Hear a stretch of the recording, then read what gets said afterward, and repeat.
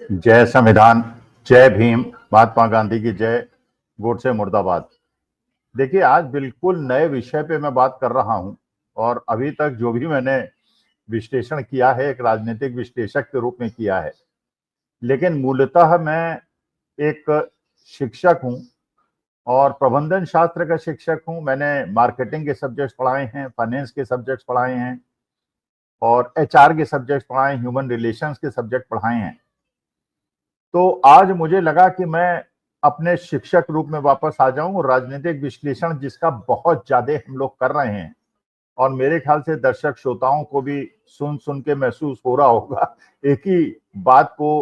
कितनी तरह से हम लोग प्रस्तुत करते हैं। सबके अपने अपने तथ्य होते हैं, कुछ लोग हमारा समर्थन करते हैं, कुछ लोग हमारा विरोध करते हैं और जो दर्शक श्रोताओं की अपने विचार हैं वो हमारे ही प्रकार करीब करीब एक तरह के हैं। जैसे हम भी हमारी वीडियोस को देखेंगे तो किसी को भी पता चल जाएगा कि हमारी विचारधारा क्या है। तो विश्लेषण हम करते हैं, निष्पक्ष विश्लेषण करने की ललक हमारे अंदर होती है और हमारी कोई राजनीतिक प्रतिबद्धता भी नहीं होती, लेकिन इसके बावजूद ये बिल्कुल किसी भी समीक्षक को जब आप सुनते हैं उसके पहले ही आपको पता चल जाता है कि ये क्या बोलने वाला है। इसलिए आज मैंने सोचा कि एक परिवर्तन करता हूं। आज वो मूल विषय जो मैंने हमेशा जीवन में पढ़ाया है और जिसका मैंने वास्तविकता में समीक्षण किया है, आज मैं उसकी बात करता हूं। और ये एक प्रकार का परपीचुअल ट्रूथ है जिस पे आज मैं बात करना चाहता हूं और आप लोगों ने भी महसूस किया होगा। और ये एक ऐसी समस्या है, समस्या क्या है, एक प्रकार की ऐसी वस्तु स्थिति है जिसका सामना मेरे ख्याल से जीवन काल में हर व्यक्ति को करीब करीब 95% लोगों को करना पड़ता है। ऐसे लोग हैं 5% जिनको शायद इस तरह की स्थिति का सामना नहीं करना पड़ता, लेकिन अलग अलग रूप में। अब आप इसको जनरेशन गैप कहें या इसका समय का परिवर्तन कहें या अलग अलग पीढ़ियों में हो रहे विचारधाराओं में और उनके जीवन के प्रति उनका जो दृष्टिकोण है उसको बदलते हुए, और जिसके कारण इसको कहें वो मानी बात है कि अपने अधिकार है जिसके अनुसार आप अब इसकी समीक्षा कर सकते हैं। लेकिन एक परपेचुअल ट्रुथ है और ये परपेचुअल ट्रुथ क्या है कि पहले हम लोगों ने नहीं सुना था हमारे जीवन काल में या हमारे माता पिता के जीवन काल में या हमारे उसके पहले के जीवन काल में, पितामह के जीवन काल में, कि हमारे देश के अंदर, भारत के अंदर कभी डाइवोर्स हुआ करते थे, नहीं होते थे और अभी भी नहीं होते, अभी भी बहुत कम है। और जीवन में ये मान लिया जाता था कि हमारे यहाँ जो शादियां होती हैं वो भगवान द्वारा तय की जाती हैं और एक बार शादी हो गई तो इसी प्रकार से हमको एक दूसरे के साथ रहना है, चाहे मेल हो चाहे मेल ना हो। तो इसलिए डाइवोर्स हमारे यहाँ कम हुए और इसी तरह से अगर आप यूरोप में देखेंगे, विदेश में देखेंगे तो वहां डाइवोर्स एक बहुत साधारण घटना है और अक्सर होते रहते हैं और परिवार, लेकिन उसके बारे में उनके जो दृष्टिकोण है वो भी अंतर नहीं होते उनके यहाँ। डाइवोर्स एक, बल्कि वो आश्चर्य करते हैं कि भारतवर्ष के अंदर एक ही पति और पत्नी 50 साल 45 साल एक साथ कैसे रह लेते हैं, वहां तो हर 5-7 साल के बाद डाइवोर्स हो जाता है। तो माता पिता का भी दृष्टिकोण, बच्चों का भी दृष्टिकोण उनके प्रकार ऐसा ही है। बल्कि अगर आप विदेश के बारे में जानना चाहेंगे, उनके कल्चर के बारे में जानना चाहेंगे, तो आप देखेंगे वहां पे अगर माता पिता डाइवोर्स ले लेते हैं, अपने बॉयफ्रेंड गर्लफ्रेंड के साथ रहते हैं, तो बच्चे भी उसके बारे में, उनकी जो सांस्कृतिक पृष्ठभूमि है उसमें बहुत ज्यादा बुरा नहीं मानते। वो कहते हैं ठीक है, ये चलता है। और बच्चों के विषय में भी जो वो निर्णय लेते हैं, माता पिता भी उसके बारे में बहुत ज्यादा कंसर्न नहीं होते। ये उनका अपना कल्चर है, ये हमारा एक कल्चर था। और ये भी बिल्कुल सही है कि हमारे यहाँ इसकी आप कल्पना ही नहीं कर सकते भारतवर्ष के अंदर कि पति पत्नी बच्चों के साथ जाएं एक रेस्टोरेंट के अंदर और सब अपना अपना बिल पे करें। हमारे यहाँ तो जो भी है एक आदमी पे करता है और बाकी लोग जो है आनंद से उसका भोजन प्राप्त करते हैं। विदेश में ऐसा नहीं है, हर आदमी अपना ऑर्डर करेगा, हर आदमी अपना बिल पे करेगा, तो ये उनका कल्चर है। अच्छा, अब मैं देख रहा हूं कि धीरे धीरे, जिसके बारे में मुझे बहुत सारी समस्याएं भी मिली, मेरे छात्रों ने मेरे से संपर्क किया, मेरे जानने वालों से मुझे संपर्क किया कि स्वामी साहब इतने साल आपने ये सब्जेक्ट्स पढ़ाए हैं और हमारे को इसमें मार्गदर्शन करें कि ये स्थिति का मुकाबला कैसे किया जाए। देखिए, एक बहुत बड़ा यक्ष प्रश्न होता है हर पुरुष के सामने जो वो महसूस करता है। किसी के सामने बहुत कम होता है, किसी के सामने बहुत ज्यादा होता है। और जो समय का परिवर्तन हो रहा है, उस समय के परिवर्तन से ये समस्या कुछ जगहों पर बहुत ज्यादा विकराल हो रही है। पहली बात तो जो भारतवर्ष के अंदर हो रहा है, वो विदेश से सीख कर हमारे यहाँ भी डाइवोर्स होने लगे हैं। डाइवोर्स अच्छा है खराब इसके बारे में मैं नहीं बोलूंगा, क्योंकि ठीक है, अगर आपकी आपस में नहीं दिखती और एक दूसरे को कष्ट देने, तो एक दूसरे को मारने के बजाय अगर आप अलग हो जाए तो ज्यादा बेहतर है। क्योंकि अब मारने की घटनाएं भी देश के अंदर हो रही हैं, जिसकी कल्पना हमारे युग में, हमारे काल में नहीं होती थी, और उसके पहले तो सोचने की कोई बात ही नहीं थी। क्योंकि पति पत्नी के संबंध, पिता पुत्र के संबंध, और अपने जो आपका खानदान है उसके प्रति समर्पण, और उससे समाज के बंधनों से पहले हम लोग बहुत ज्यादा बंधे हुए थे, और धीरे धीरे उसी प्रकार से उन्मुक्त होते जा रहे हैं जैसे विदेश में, यूरोप में हो रहा है, और हम उसी दिशा में आगे बढ़ रहे हैं। तो इसी वजह से ये जो प्रश्न है, जो मैंने आज जिसको सोचा मैं डिस्कस करूं, जिसके बारे में बहुत सारे लोगों ने मुझे संपर्क किया, और इसके बारे में मैंने भी विचार किया, मैंने बहुत सारे एक्सपर्ट्स को भी सुना, और जो एक्सपर्ट्स के विचार थे उनको सुनने के बाद मैंने कहा कि मैं अपना विश्लेषण आपके सामने प्रस्तुत करता हूं, और देखता हूं कि राजनीतिक विश्लेषण बहुत ज्यादा हो गया। अब ऐसे विषयों पे बात करके देखा जाए, और आपको क्या ये लगता है कि जो बात मैं कह रहा हूं डज इट मेक सेंस, और क्या इस तरह की बातें हम लोगों को अक्सर करनी चाहिए। क्योंकि मेरा सब्जेक्ट फाइनेंस है, और ये एचआर के सब्जेक्ट्स हैं जो हमारे दैनिक जीवन में जिसका बहुत ज्यादा वास्ता पड़ता है, उसके बारे में बात की जाए। देखिए, ये बात बिल्कुल पक्की है कि एक बिल्कुल यूनिवर्सल ट्रूथ है, और ये पहले से हमारे समाज के अंदर है कि एक सास और बहू के बीच में एक प्रकार का तनाव होता है, और वो नेचुरल तनाव होता है। देखिए, एक होता है नेचुरल तनाव, एक होता है अननेचुरल तनाव। नेचुरल तनाव इसको ऐसे माना जाएंगे कि ठीक है, इट हैपेंस, जेठानी और देवरानी के बीच में तनाव होता है, इट इज नेचुरल, क्योंकि मानी बात है ये एक नेचुरल संघर्ष होता है। जैसे पिता पुत्र के बीच में होता है कि भाई, मानी बात है कि जब बच्चा छोटा होता है तो माता पिता उसको पाल पोस के बड़ा करते हैं, उसको उंगली पकड़ के चलाना सिखाते हैं, उसको हर चीज सिखाते हैं, अक्षरगान कराते हैं, उसे भोजन कराते हैं, उसे समाज में जीने का तरीका बताते हैं। और जब बच्चा सशक्त हो जाता है और अपने पैरों पे खड़ा हो जाता है, उसके बाद उसका दृष्टिकोण बदलता है। जो दृष्टिकोण माता पिता को थोड़ा सा कभी कभी परेशान करता है कि जिस बच्चे के लिए मैंने सब कुछ किया, वो बच्चा आज कैसे कर रहा है। और पुराने समय में जैसे ये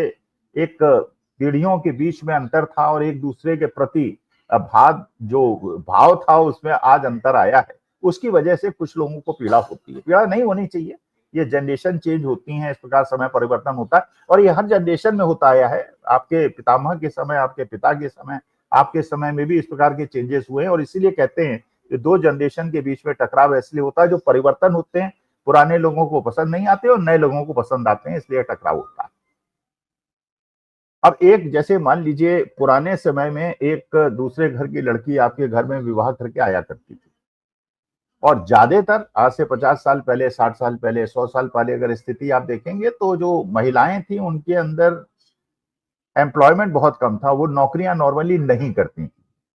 और ये होता था कि जिस घर में वो गई, उसी घर से, जिस घर में उनकी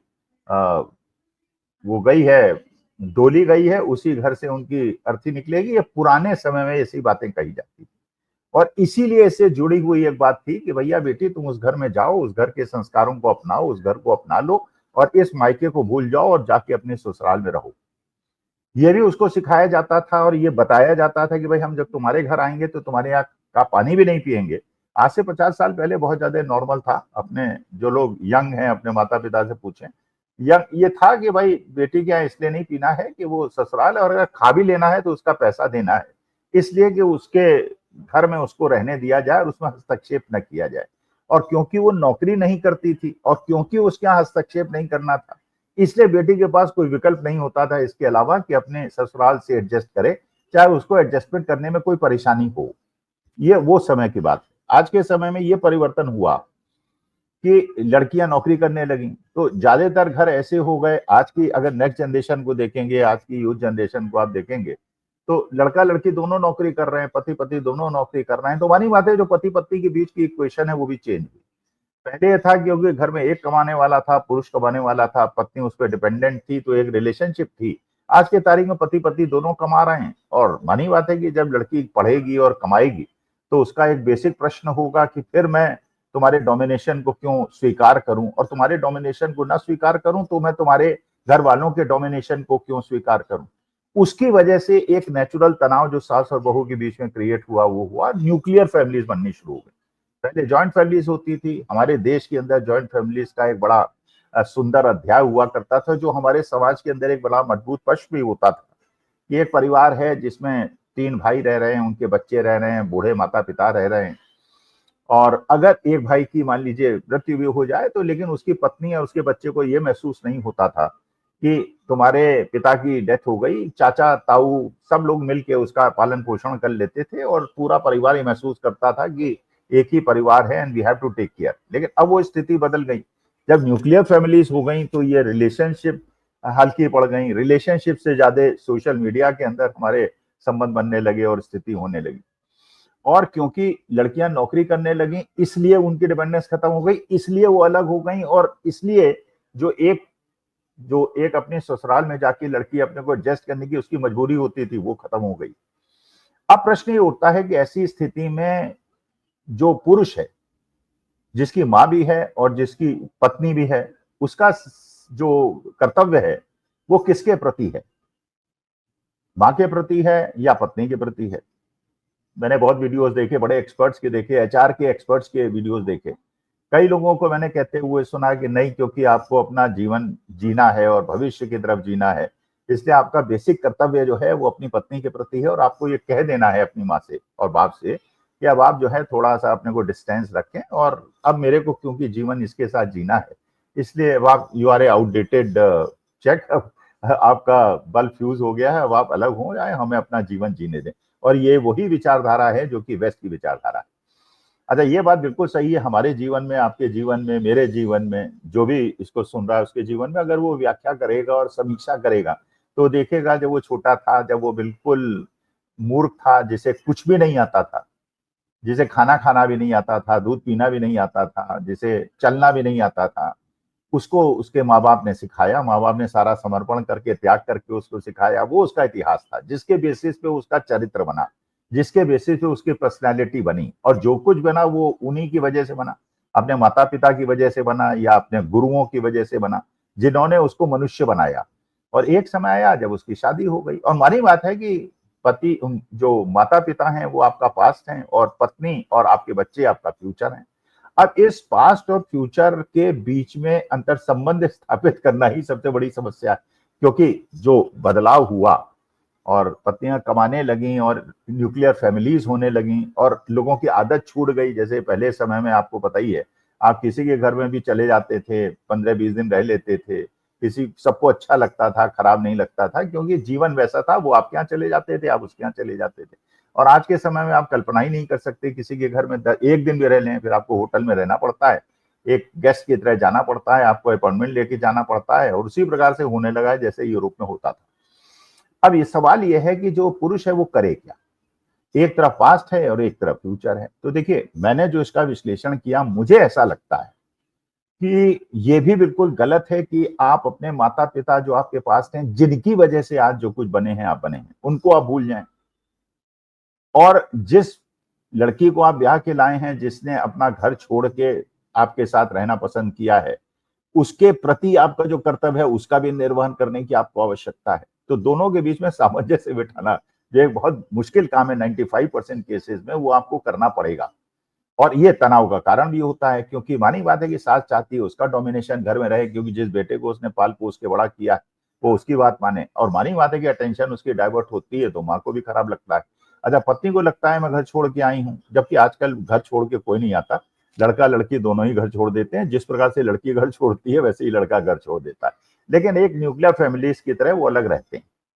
अच्छा, बहू की भी शिकायत है, माँ की भी शिकायत है, और ये एक संघर्ष होता है। जिस संघर्ष को झेलना किसको पड़ता है, वो पुरुष को झेलना पड़ता है,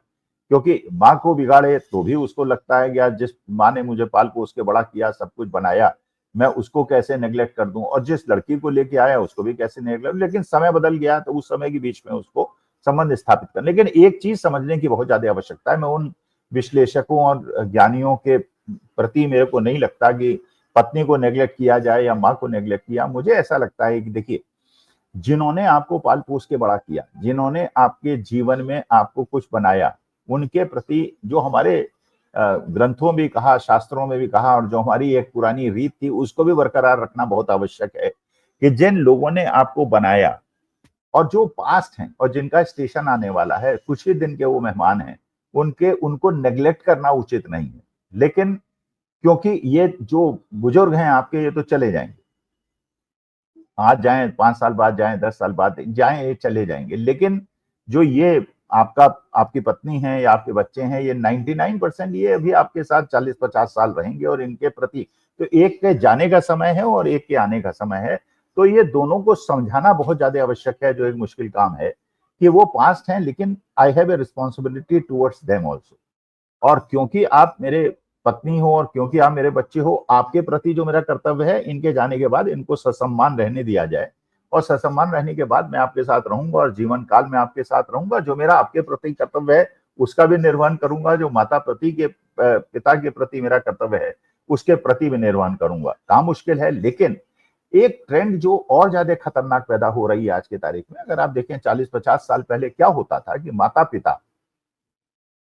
अपने खेत बार बेच देते थे, अपना सब कुछ, मकान बेच देते थे, सब कुछ बेच देते थे, इसलिए कि बच्चे को पढ़ाएंगे लिखाएंगे और बच्चा जो नौकरी करेगा, सेटल हो जाएगा, तो उसके पास जाके रहेंगे, वहां उसका सम्मान होगा और बुढ़ापे में आराम से उसका जीवन कट जाएगा। अब क्योंकि ये न्यूक्लियर फैमिलीज बनने पड़ी, तो माता पिता के बीच में भी एक तनाव की स्थिति पैदा हो गई। वो कहते हैं कि अगर मैंने अपना सब कुछ बेच दिया और निवेश नहीं किया और अपने लिए सेविंग नहीं की और फाइनेंशियल प्लानिंग नहीं की, जो विदेश में होता है, विदेश में एक 17 साल का बच्चा हो जाता है तो माता पिता कहते हैं भैया अब तुम जानो, तुम्हारा काम जानो, अलग घर बसाओ और मेरे घर में तुम्हारी रहने की आवश्यकता नहीं है। अपॉइंटमेंट लेके आना, मैं भी तुम्हारे अपॉइंटमेंट लेके आऊंगा। लेकिन उनकी विचारधारा है जिससे वो नेचुरल है, इसलिए वहां इस बात पे तनाव नहीं होता। हमारे इस बात पे तनाव होता है, ये तो आप कल्पना ही नहीं कर सकते कि चाहे बेटा 50 साल का हो और वो बिना अधिकार जताए आपके घर में कभी भी कुंडी खटखटाए आ सकता है, और आज से 50 साल पहले पिता भी बच्चों के घर जा सकता था, लेकिन अब वो स्थिति नहीं। बेटा तो आ सकता है बाप के यहाँ, लेकिन बाप शायद बच्चे के यहाँ नहीं जा सकता। तो ये जो पूरी परिस्थिति बन रही है, इससे माता पिता के अंदर जो एक इनसिक्योरिटी आ रही है, उसकी वजह से अब वो बच्चों के प्रति वो कर्तव्यों का निर्वहन नहीं कर रहे हैं जो पहले किया करते थे। वो कहते हैं हम भी सेविंग करेंगे, जैसे यूरोप के अंदर होती है, विदेश के अंदर होती है। तो ये जो एक तनाव पैदा हो रहा है और एक जो सामाजिक स्थिति में खराबी आ रही है, उसकी वजह से जो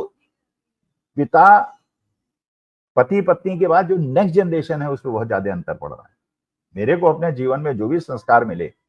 वो संस्कार अपने पितामह से मिले, माता पिता से नहीं मिले। क्यों? माता पिता, मानी बात है कि उनकी अपनी समय था, उनको संघर्ष करना था, पिता को नौकरी करनी थी, माँ को बच्चों को पालना था।